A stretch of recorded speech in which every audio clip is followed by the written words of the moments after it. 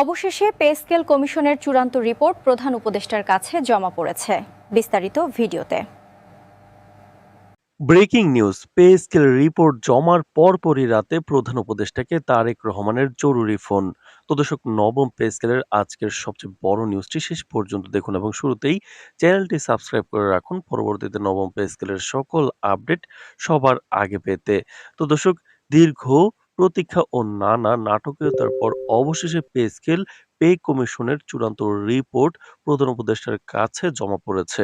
সরকারি চাকরিজীবীদের মধ্যে যখন নতুন বেতন কাঠামো নিয়ে আশার আলো জ্বলতে শুরু করেছে, ঠিক সেই মুহূর্তেই দেশের রাজনীতিতে নতুন করে উত্তাপ ছড়িয়েছে এক গুরুত্বপূর্ণ ফোন আলাপকে ঘিরে।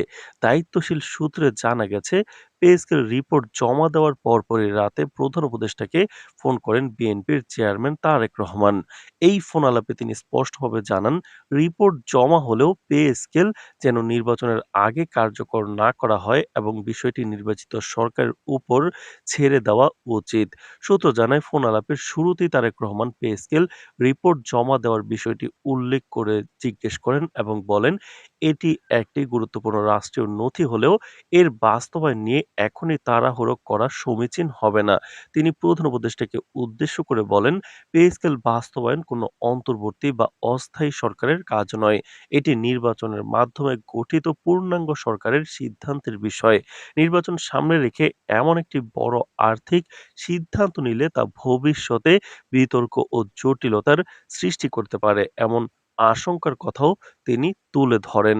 তো দর্শক, বিশ্বস্ত সূত্রের দাবি, ফোন আলাপে তারেক রহমান সময়ক্ষেপণের কৌশলের কথা বলেন এবং ইঙ্গিত দেন যে রিপোর্ট জমা থাকলেও গ্যাজেট প্রকাশ ও বাস্তবায়নের প্রক্রিয়া ধীরে এগোনো যেতে পারে।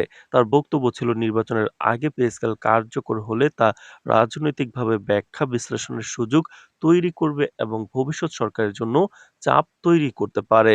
তাই তিনি বিষয়টি নির্বাচিত সরকারের হাতে ছেড়ে দেওয়ার আহ্বান জানান। তো দর্শক, ভিডিওটির এই মুহূর্ত পর্যন্ত যারা দেখছেন, চ্যানেলটি সাবস্ক্রাইব করে রাখুন পরবর্তীতে নবম পে স্কেলের সকল আপডেট সবার আগে পেতে। তো দর্শক, অন্যদিকে প্রধান উপদেষ্টা ফোন আলাপে সরকারের অবস্থান ব্যাখ্যা করেন। তিনি জানান, পে কমিশনের রিপোর্ট জমা দেওয়া হয়েছে জনগণের দীর্ঘদিন এবং সরকারি চাকরিজীবীদের দাবির প্রেক্ষিতে এবং সরকার বিষয়টি গুরুত্বের সঙ্গে বিবেচনা করছে। তবে তিনি এটিও স্বীকার করেন যে নির্বাচন পূর্ব সময়ে যেকোনো বড় সিদ্ধান্ত নেওয়ার ক্ষেত্রে রাজনৈতিক ও অর্থনৈতিক বাস্তবতা বিবেচনা করা হচ্ছে। এই ফোনালাপের খবর প্রকাশ্যে আসতেই প্রশাসন ও রাজনৈতিক সরকারি চাকরিজীবী অঙ্গন নতুন করে আলোচনা শুরু হয়েছে।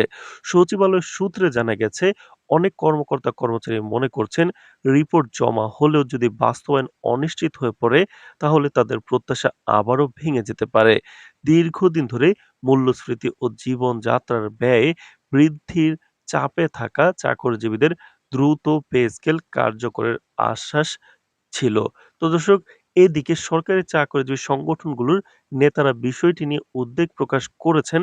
তাদের ভাষ্য, পে স্কেল পে কমিশনের রিপোর্ট জমা দেওয়ার অর্থ হলো সরকার সমস্যাটি স্বীকার করেছে। কিন্তু এখন যদি রাজনৈতিক কারণে বিষয়টি ঝুলিয়ে রাখা হয়, তাহলে চাকরিজীবীদের মধ্যে তীব্র অসন্তোষ সৃষ্টি হবে।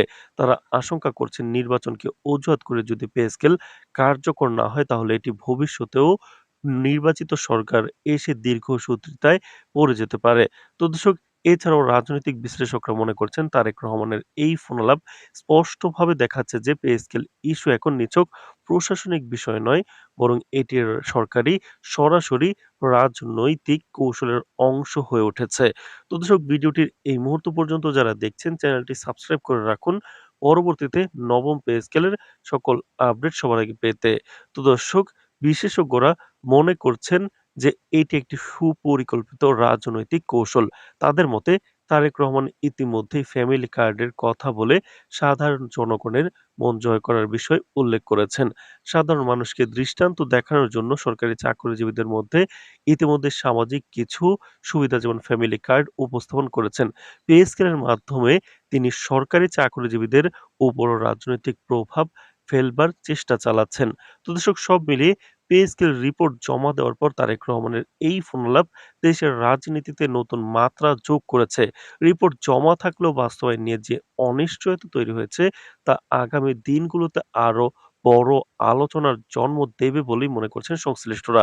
এখন সবার দৃষ্টি প্রধান উপদেষ্টার সিদ্ধান্তের দিকে। নির্বাচনের আগে পে স্কেল কার্যকর হবে নাকি সময়ক্ষেপণের পথে হেঁটে বিষয়টি নির্বাচিত সরকারের জন্য রেখে দেওয়া হবে, সেটি এখন দেশের সবচেয়ে আলোচিত প্রশ্ন।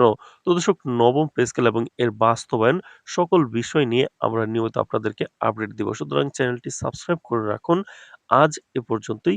ধন্যবাদ।